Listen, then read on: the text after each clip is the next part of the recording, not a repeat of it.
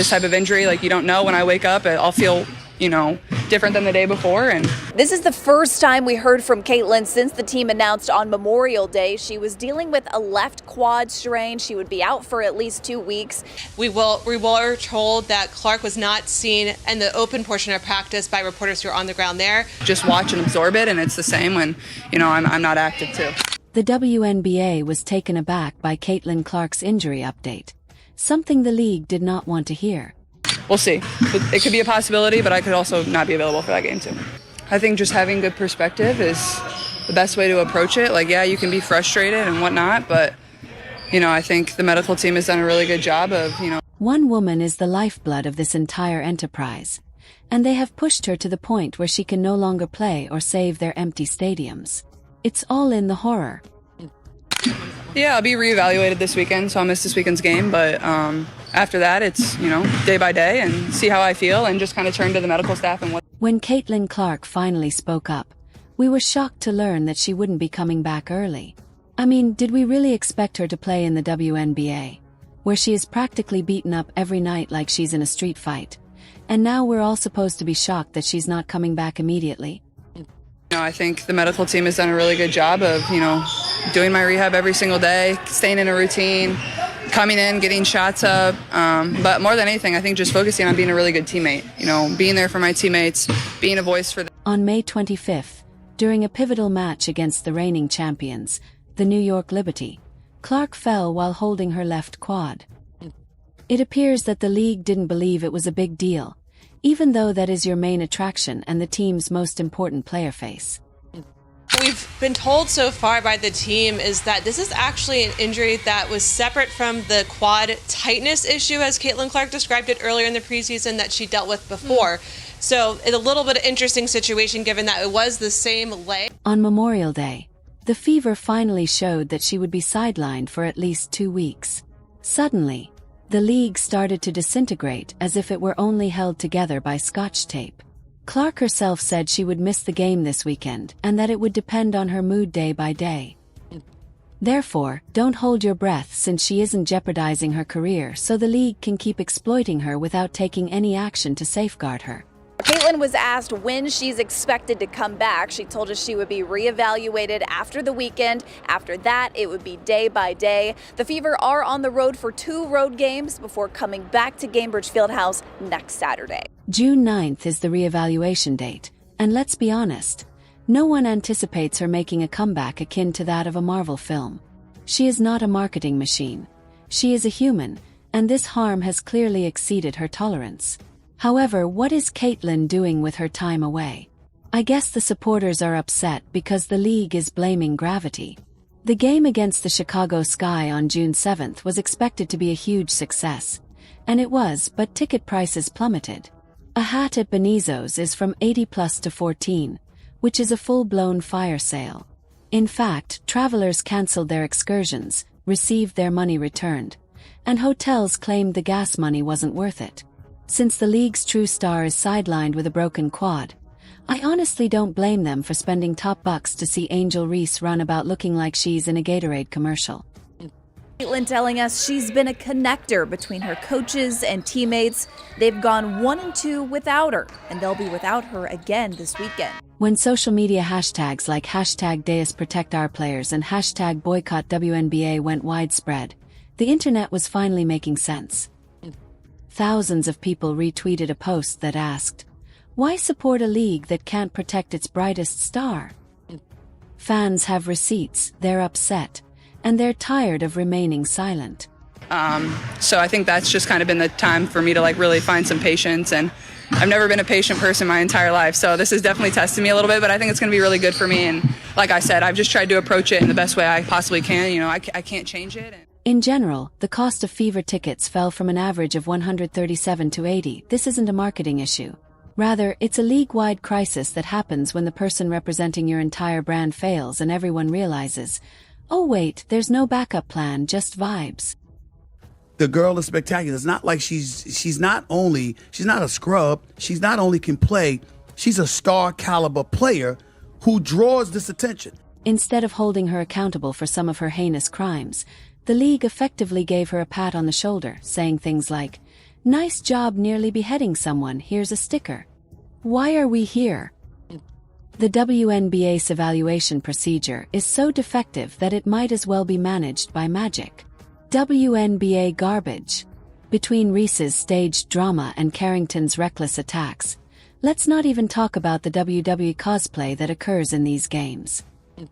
As the league watches from the sidelines and tweets inspirational quotes, professional basketball players seem to be falling like dominoes in what looks to be a staged smackdown. When a player is injured, if the other team knows that a player is injured, they will go at that player. Let's call it what it is.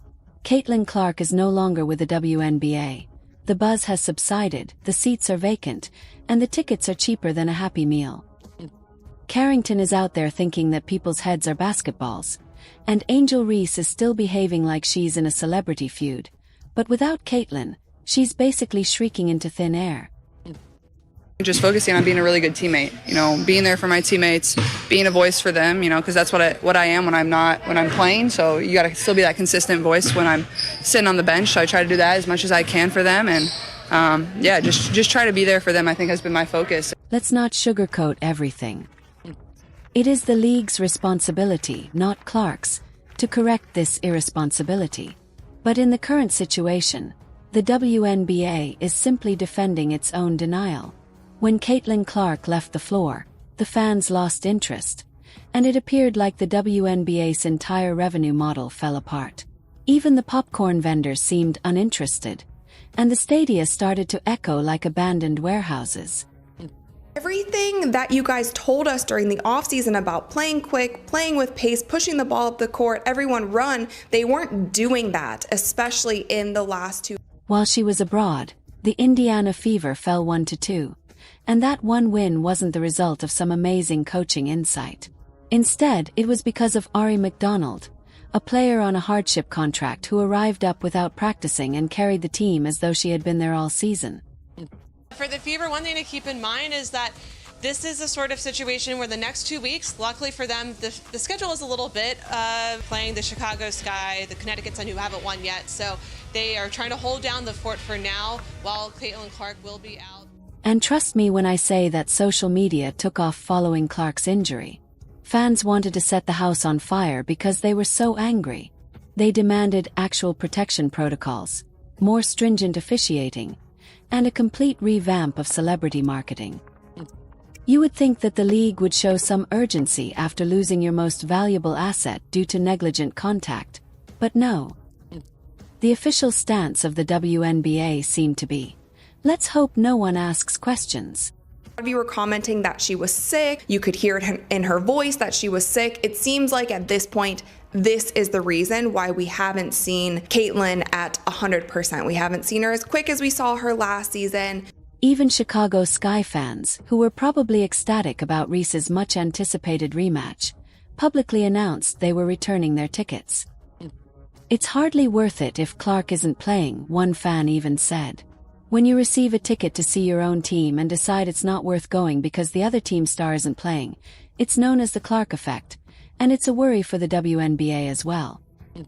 Covers up a lot of stuff when you're in the heat of battle, and after the game I had some pain and then got an MRI, and that kind of gave me the result that I didn't want to see, but those type of things don't lie, so yeah.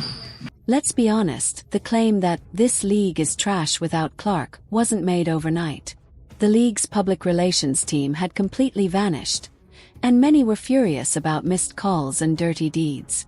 The WNBA seems to have muted itself. It was necessary to have the second accountability. I think that it's going to be longer than 2 weeks. With them saying a minimum of 2 weeks, I feel like that's kind of just giving us breadcrumbs, just giving us enough information. And I actually don't think that they're going to give more for the sake of Caitlin. Pundits were criticizing fans for reposting videos of body slams used as a justification. The WNBA has too many games that rely on too few players, which exacerbates the chaos. Where is the fervor for Sabrina Ionescu? And where is the backing for A.A. Wilson? Even Angel Reese's performance-related antics may have been suitably raised if the league had known how to create narratives around several characters at once. Rather, we have a league that is presently suspenseful and lacks a conclusion. 100%. We haven't seen her as quick as we saw her last season. If you have something going on in your legs, like your legs are actually a huge part of your shooting mechanics, something was thrown off. So if that part of her body was thrown off, it probably threw off the entire mechanics. This is the pivotal point in the WNBA's history if you're searching for one. Everything fell apart after Caitlin left, including money, engagement, and excitement, and now fans are calling for explanations.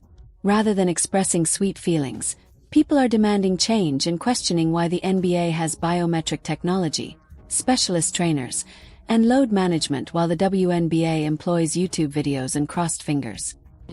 Caitlin Clark has been taking a beating for the last year and a half, and it quickly got physical early in this season, man. There was a lot of games. The prerequisites are clear. Invest in player safety, stop letting players get decked, and start marketing with several people. Someone needs to teach these teams how to stop shooters from being cloth-lined every other night while they are in midair without making a flagrant call. Nobody wants to make a fast return. And in all honesty, Caitlin shouldn't even consider it until the league proves that it can defend her. She is more than just the player now. She is the entire ecology, the brand, the face, the attraction, and the source of revenue. But she is the one lying lifeless on the court as the league just shrugs. Even though Clark is sitting on the bench, people are now paying attention to her quiet since it is louder than any buzzer in the building. The WNBA needs to grow up now or watch its golden goose fly away and never come back.